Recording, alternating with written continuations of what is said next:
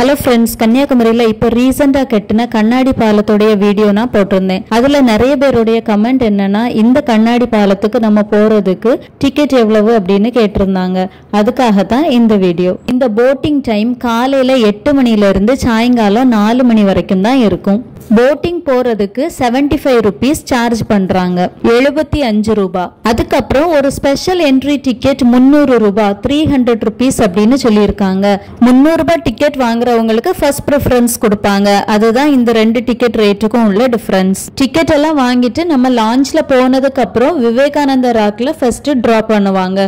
விவேகானந்த ராக்குக்கு உள்ளாடி போறதுக்கு நம்ம 30 ருபீஸ் கொடுத்து டிக்கெட் வாங்கணும், 30 ரூபாய். விவேகானந்த ராக்கை நல்லா சுத்தி பார்த்துட்டு அதுக்கப்புறம் இந்த கண்ணாடி பாலம் வழியா திருவள்ளுவர் ஸ்டாச்சுவுக்கு நம்ம போலாம். திருவள்ளுவர் ஸ்டாச்சுவுக்கு போறதுக்கு எந்த சார்ஜுமே பண்ணல. இவ்வளவுதான் டிக்கெட் ஃபீஸ் உடைய டீடைல்ஸ். தேங்க்யூ ஃபார் வாட்சிங்.